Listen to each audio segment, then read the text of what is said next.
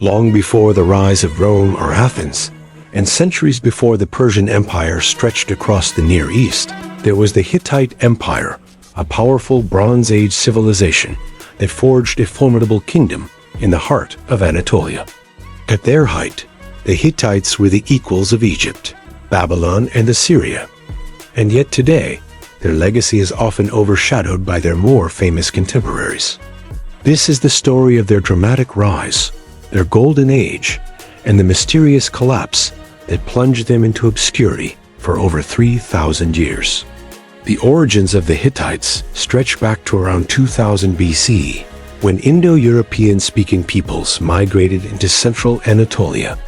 They came into contact with the indigenous Hashans and other local groups, adopting aspects of their culture and religion.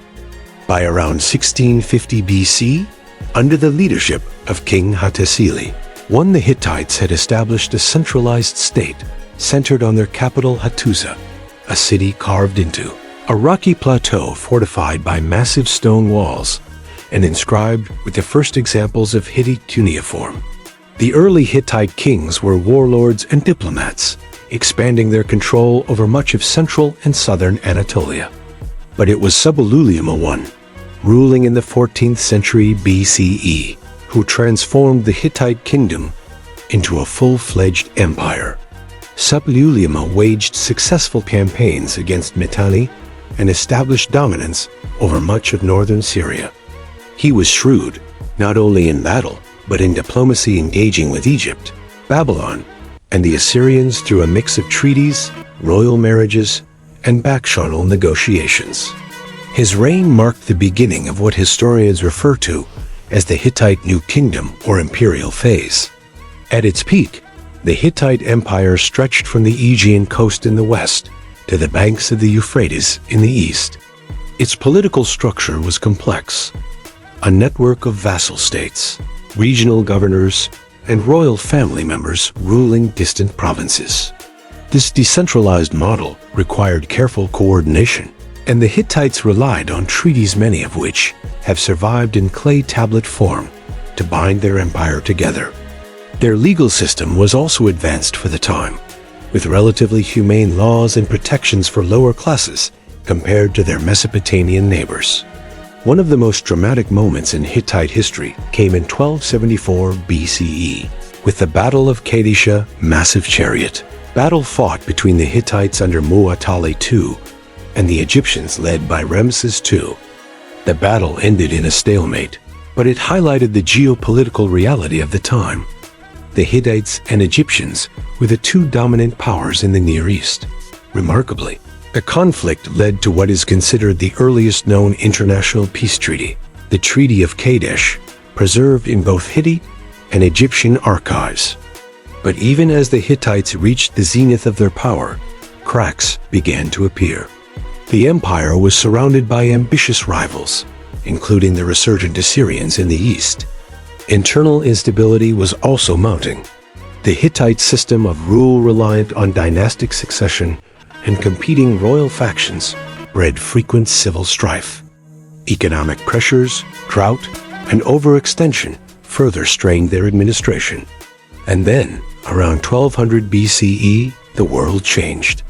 This was the era of the Bronze Age collapse, a period of widespread societal disruption across the eastern Mediterranean. Trade routes disintegrated, cities were burned, and once mighty kingdoms fell. The causes remain debated. Some point to climate change and prolonged drought.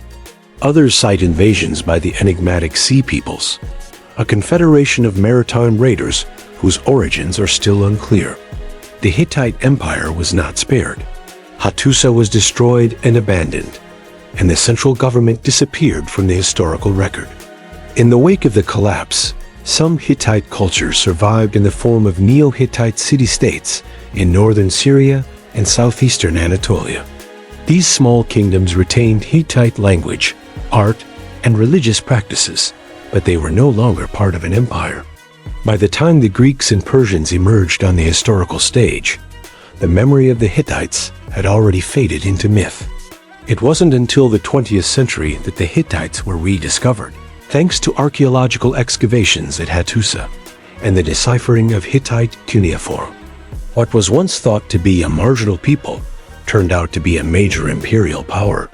The discovery of thousands of tablets has revealed a society that was legally sophisticated, administratively complex, and religiously pluralistic.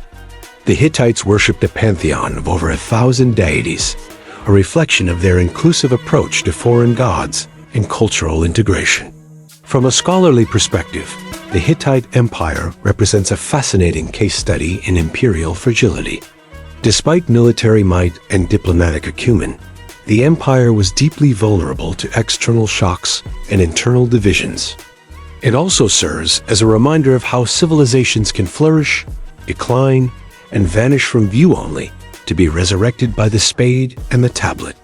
Today, the ruins of Hattusa stand as a silent witness to an empire that once rivaled Egypt and Babylon. The stone lions that once guarded its gates now guard its memory. And in remembering the Hittites, we not only recover a forgotten chapter of ancient history, we confront the impermanence of even the mightiest empires.